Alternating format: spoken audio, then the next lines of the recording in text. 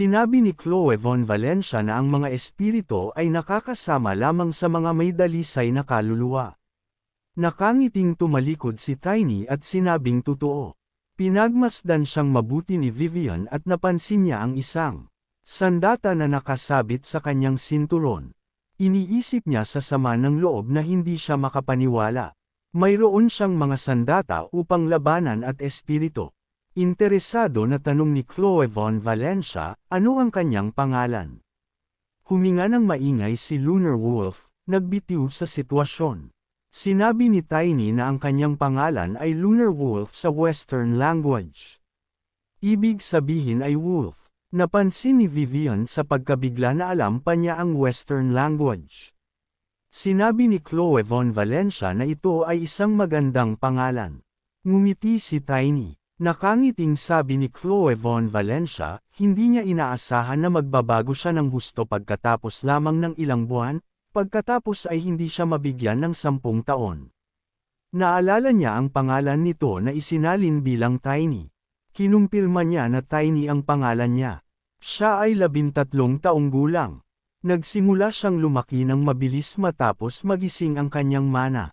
Maingat na tumayo si Vivian sa pagitan nila, hawak ang hilt ng kanyang sword. Bulalas ni Chloe Von Valencia sa tuwa, tama, ito ang parehong pangalan. Excited na binalaan siya ni Vivian na napakahinala niya. Tinakpan niya ito ng katawan at galit na may hawak na espada sa harapan niya, tinanong kung sino siya. Mayroon ba siyang kalahating dugo ng tao? Nanlaki ang mga mata ni Chloe Von Valencia sa gulat at tinawag ang kanyang pangalan ng may pagkondena. Mahigpit na sinabi ni Vivian na tungkulin niyang protektahan si Chloe Von Valencia. Tuwang-tuwa siyang sinubukang tumutol, ngunit naputol ang boses ni Edmund Von Lucent. Ipinatong niya ang kanyang mga kamay sa kanyang balakang at sinabing nananakot na itinuring din niyang hinala ang boses na ito para ikulong siya at imbestigahan. Tumingin si Chloe Von Valencia sa kanya, hinahamang niyakap ang Lunar Wolf ng mas mahigpit sa kanya, at galit na tinawag ang kanyang pangalan. Mahinahong sabi ni Tiny, hindi niya inaasahan na lahat ay magtitiwala sa kanya. Tanong niya, nang ibigay sa kanya ni Chloe Von Valencia ang singsing, tutulungan ba siya nito? Nang inagsagalit si Edmund Von Lucent at nagtanong, how dare he ignore him? Kinumpirma ni Chloe Von Valencia ang mga salita ni Tiny na may seryosong tingin at nagtanong, kailangan ba niya ng tulong? Nagtanong si Tiny, nagtatanong kung maaari niyang ayusin ang isang pulong para sa kanya kasama si Asgard Von Valencia. Itinutok ng Knights at Vivian ang kanilang mga espada at sibat sa kanya. Galit na sigaw ni Vivian na freak. Tinanong niya ang tanong, how dare he? Ipinagpalagay ni Vivian na wala na siya sa kanyang isip. Walang takot na tumingin sa kanila si Tiny at nagtatakang nagtanong, sa tingin ba nila ay maaari siyang saktan nito? Isa siya sa 7 superhuman ng kontinente at ginagamit ang kanyang aura. Ngumiti si Tiny ng nakakaloko at sinabing ang pinag-uusapan nila ay ang Sword Emperor Vivian. Ang mukha ni Vivian sa pagkagulat. Masayang tumawa si Chloe Von Valencia at kinumpirma na ang kanyang ama ay ang emperador ng espada. Asgard Von Valencia ay nahihiya na marinig ang pamagat na ito. Mahimbing na natutulog si Lunar Wolf sa kanyang mga bisig. Iniulat ni Chloe Von Valencia na kamakailan lamang ay naging isa siya sa 7 dakilang knights ng kontinente. Tuwang-tuwa si Tiny na maalala na hindi pa ito kilalang katotohanan. Nanlaki ang mga mata niya sa gulat nang marinig niyang sinabi ni Vivian na may pagkasindek na ang titulong ito ay perpekto para sa Asgard Von Valencia. Isa siyang dakilang tao. Ang balita ng kanyang tagumpay ay nakarating kahit sa Outback. Nakahinga naman ng maluwag si Tiny na hindi nila ito kinuha ng may pagsalakay. Hinawakan niya ng kamay ang kanyang dibdib bilang paggalang, at sinabing gusto niyang sabihin kay Asgard Von Valencia ang nangyari kamakailan sa Fields. Naintriga si Chloe Von Valencia. Dagdag pa ni Tiny, personal siyang nandoon. Pagkaraan ng ilang sandali sa sala, umupo si Chloe Von Valencia sa sofa at hinihimas-himas ang Lunar Wolf. natutulog ng payapa sa kanyang kondangan gamit ang kanyang kamay, at nagtatakang nagtanong, talaga bang nangyari ito? Mahinhin na umupo si Vivian sa isang upuan sa tabi niya, nakahawak ang mga kamay sa kanyang tuhod at nakatingin sa kanya na may guilty expression sa mukha.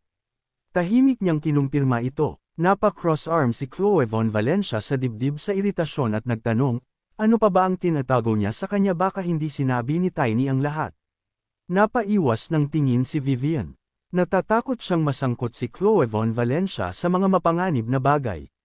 Tiningnan siya ni Vivian at tuwang-tuwang tiniyak sa kanya na walang ibang nangyari kundi ang sinabi niya na isa sa mga Lords of the Empires ay isang dark magician, ngunit may ibang pumatay sa kanya. Nag-aalalang tanong ni Chloe Von Valencia sa sarili, sino ang pumatay?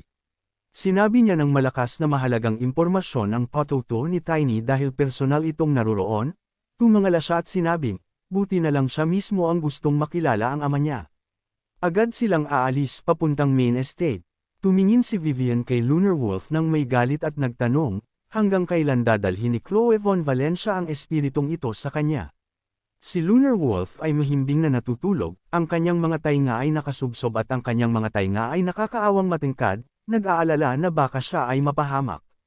Kinuha ni Chloe Von Valencia ang Lunar Wolf, ipinakita ito sa kanya at nagtanong, sa pagtataka, si Cutie ba ito? Nagtaas ng boses si Lunar Wolf at tumahol. Nakaramdam ng lamang si Vivian at sinabing ang cute niya. Mariin niyang ipinilig ang kanyang ulo mula sa magkabilang gilid at desperadong sumigaw na hindi niya dapat pababayaan ang kanyang pagbabantay. Tanong ni Chloe Von Valencia, nagtatanong, nasaan si Tiny? Walang katiyakan na sinabi ni Vivian na sinabi ni Edmund Von Lucent na may negosyo siya sa kanya at kinuha siya. Naging alerto si Lunar Wolf sa mga salitang ito. Nagtatakang tanong ni Chloe Von Valencia, ano ang problema? Natakot siya nang mawala ang Lunar Wolf. Nag-iwan lamang ng ulap ng puting usok sa isa sa mga eskinita ng lungsod. Narinig ang boses ni Edmund Von Lucent, na sa wakas ay makapag-usap na sila ng normal.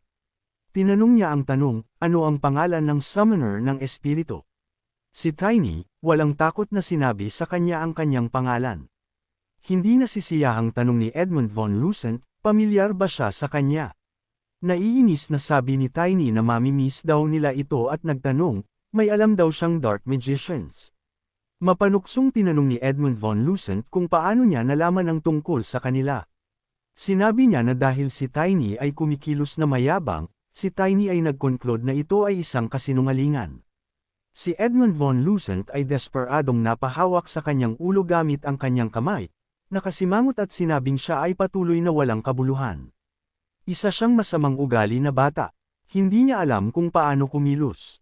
Itinaas ni Edmund Von Lucent ang kanyang kamay, balak siyang hampasin. Hinawakan ni Tiny ang kamay niya at hinarangan ang pag-atake. Galit na tanong ni Edmund Von Lucent, pinigilan ba niya? Paano siya? Pilit niyang tinangka na pakawalan ang kanyang kamay, na nanginginig dahil sa tensyon, nagngangalit ang kanyang mga ngipin at namumungay ang kanyang mga mata dahil sa pailay. Napagtanto niya na may pagkabigo na hindi siya makatakas sa kanyang pagkakahawak. Itinaas ni Edmund Von Lucent ang kanyang kabilang kamay at sumigaw na kapag muli niya itong hindi iginagalang, gagawin niya itong responsibilidad ni Chloe Von Valencia. Galit niyang itinanong ang tanong, how dare he harm an aristocrat? Binitawan ni Tiny ang kanyang kamay at napakamot sa likod ng kanyang ulo sa gulat, nagtanong muli sa isang aristokrata. Nakahinga ng maluwag si Edmund Von Lucent. Sabi ni Tiny, kakaibang title ito. Dagdag pa niya, hayaan siyang gawin ang gusto niya. Ngumiti ng nakakaloko si Tiny at sinenyasan siya ng hintuturo. Masiglang sabi niya, ipakita muna niya ang kanyang inihanda. May nagpapanatili sa kanyang kumpiyansa habang nakikipagpulong sa kanya, nag-aalalang tumingin si Edmund Von Lucent sa kanyang kamay, na nabugbog mula sa mga daliri ni Tiny. Iniisip niya sa isip na siya ay tulala. Si Edmund Von Lucent, na nagplano ng masama, ay ngumiti ng masama at sinabing, hayaan siyang sumunod sa kanya. Tinawag niyang mayabang na commoner si Tiny. Makalipas ang ilang oras, nakaupo si Vivian sa isang kabayo. Kanina, si Chloe Von Valencia, ay takot na inutusan siyang puntahan si Tiny. Ngayon, si Vivian ay mabilis na nakasakay sa kanyang kabayo at naisip na si Chloe Von Valencia ay masyadong nag-aalaga sa kanya. Napagtanto niya nang may pananabik na dahil nawala ang espiritu, nangangahulugan ito na malayo ito sa summoner nito. Natatarantang tanong niya sa sarili kung paano dadalhin ni Edmund von Lucent si Tiny sa labas ng kastilyo. Huminto si Vivian sa harap ng gwardya na nagturo sa kanya sa direksyon. Mabilis siyang sumugod sa direksyon na iyon at nagdasal na tumakbo ang kabayo ng mas mabilis na nakasakay sa isang kabayo. Kumunat ang kanyang mga kilay at nagngangalit ang kanyang mga ngipin sa pananibik. Umaasa si Vivian na hindi siya mahuhuli sa oras na ito. Si Edmund von Lucent at Tiny ay nakatayo sa harapan ng pasukan sa isang magandang Snow White bahay. Tumingin si Edmund von Lucent na may masamang ngiti kay Tiny, na walang pakialam na pinipisil ang kanyang ilong gamit ang kanyang daliri. Isang malaking lalaki ang halos tumakbo palabas ng pinto upang salubungin sila, na ikinakalat ang kanyang mga bisig, nagtanong na nalilito, ano ang nagdala sa young lord dito? Pagkatapos ay escort ang mga bisita sa loob, idinagdag niya na may oras pa bago ang araw ng koleksyon ng buwis, o dumating siya para sa mga kalakal.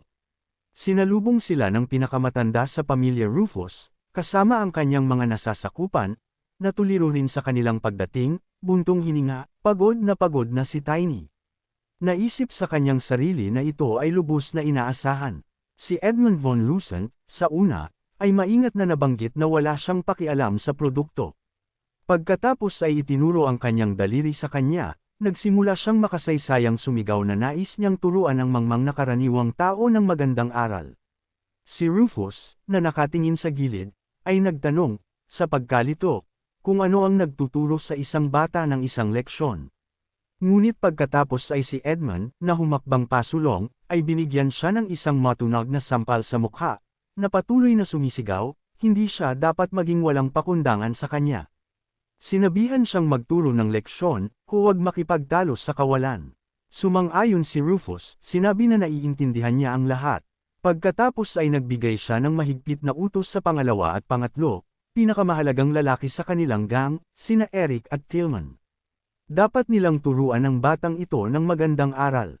Gayunpaman, sa pagharap na medyo may kumpiyansa, halos agad silang natigilan sa lugar.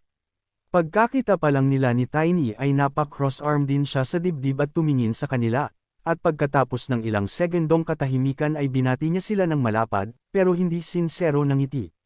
Sina Eric at Tillman, naalala siyang nagpanik. Si Rufus, na nagsisimula ng magalit, ay tumahol sa kanila. Ano pa ang hinihintay nila? Gayunpaman, sa susunod na sandali, pareho silang bumagsak sa kanyang paanan at nagsimulang mag-agawan sa isa't isa upang sabihin na ito ang parehong freak na pinag-uusapan nila, talagang hinihiling nila sa iyo na ipaghiganti sila. Tapos si Rufus, nakahawak sa mace, tumungo kay Tiny na halos umungol sa daan, hindi niya araw ngayon. Hindi siya dapat lumagpas sa linya. Si Edmund von Lucent, na nakatingin sa gilid, ay agad na ikinuyom ang kanyang kamao sa tuwa. Sa pag-aakalang ngayon ay papawiin na ng lalaking ito ang mayabang na ngiti sa mukha ng hanggal na ito. Tapos na siya, ngunit sa sandaling ibinaba ni Rufus ang kanyang sandata, isang tawa ang narinig, at kasabay nito. Oras, nataman siya ng backhand ni Tiny, napaatras siya at pinilit siyang basagin ng ilang hakbang sa hagdan ng Snow White. Sa lahat ng oras na ito, ang ngiti ay hindi nawala sa kanyang mukha, ngunit ang lahat, na nakikita ang nangyari, ay hindi napigilan ang kanilang pagkagulat, ngunit halos hindi mapabulalas, ano ito?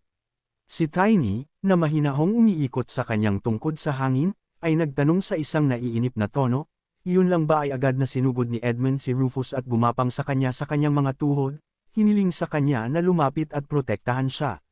Si Tiny, na humahabol sa kanya at nagpapalabas ng demonic energy, hindi sa sarili niyang boses na nilinaw, hinihiling ba niyang protektahan siya? Hayaan ang taong ito na subukan ito. Ito ay labis na namangha sa kanila na sa susunod na sandali, sila ay naabutan ng isang pag-atake at napilitang mawalan ng malay. Parang hindi naman nagulat si Trainee at nagtanong na lang, ano ang problema? Pagkatapos ay inihayag niya ng mas malakas na sapat na iyon mula rito. Ang iba sa mga subordinate ay nanginginig, at si Tiny, lumingon sa kanila, nakangiting nakakatakot, tinanong kung ano ang gagawin ng mga lalaki. Nakaramdam sila ng malakas na panginginig sa buong katawan nila.